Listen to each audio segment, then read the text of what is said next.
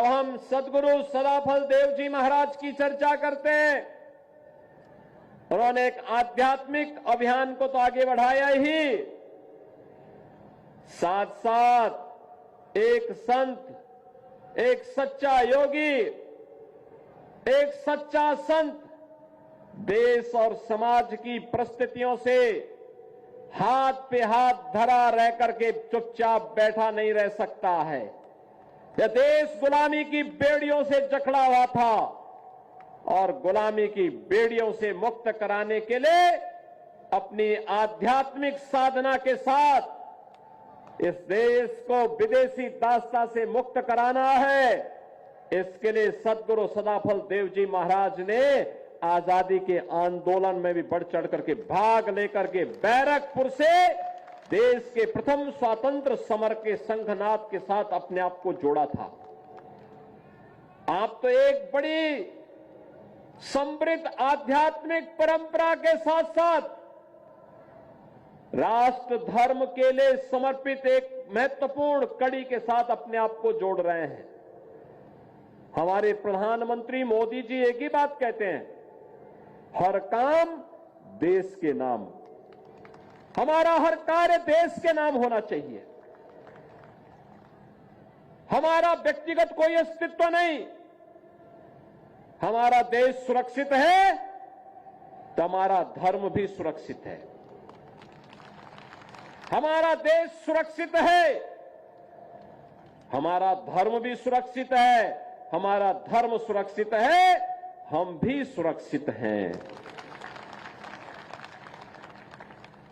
और इसलिए जो भी कार्य हो, व्यक्तिगत स्वार्थ से ऊपर उठ करके, व्यक्ति से ऊपर उठ करके, समाज से ऊपर उठ करके, मत और मजहब के दायरे से ऊपर उठ करके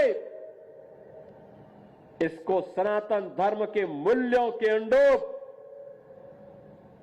भारत की वैदिक परंपरा का अनुसरण और आध्यात्मिक परंपरा का अनुसरण करते हुए हर कार्य देश के नाम।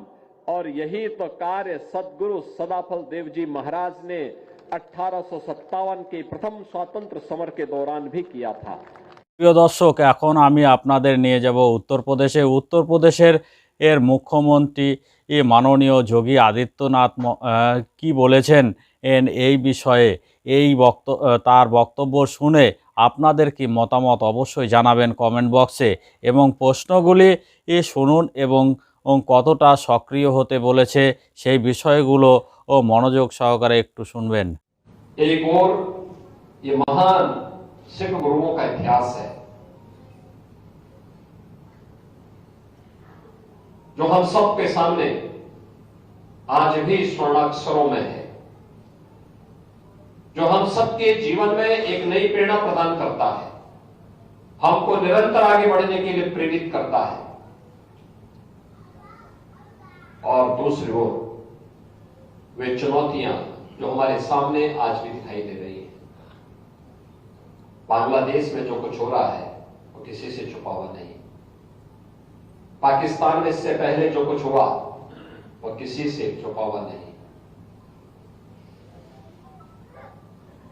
आखिर ननकाना साहब हम सबसे कब तक दूर रहेगा? और क्यों नहीं, ये अधिकार वापस हमें मिलना चाहिए। अगर यह सूझबूझ 1947 में दिखाई होती तो संभवतः नगर कीर्तन यात्रा में आने वाला व्यवधान वहां पर नहीं देखने को मिलता।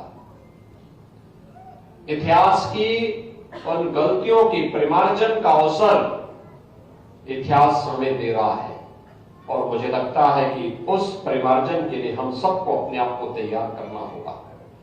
एकजुट होकर के, सब मिल करके इस अभियान का हिस्सा बने। उन लोगों से सावधान होने की आवश्यकता है जो हिंदू और सिखों के बीच में खाई पैदा करना चाहते हैं, अनावश्यक रूप से इतिहास को तोड़ मरोड़ करके प्रस्तुत करने का प्रयास कर रहे हैं। हमें गुरु परंपरा के प्रति श्रद्धा का भाव रखते हुए इस बारे में अपने आप को तैयार करना है कि गुरु परंपरा गुरु नानक देव जी से लेकर के गुरु गोविंद सिंह जी महाराज तक और जो शहादत की एक लंबी परंपरा सिख कौम ने देश के लिए दी है, धर्म के लिए दी है, यह हम सबका एक जीवन है। हमें एक नई जीवंतता प्रदान करता है। हमें उसका अनुसरण करना है, उसको अपना इतिहास मानना है, उसका अपने जीवन का हिस्सा मानना है, और वही हमारे लिए आने वाली पीढ़ी के उज्जवल भविष्य के लिए एक आधार हो सकता है।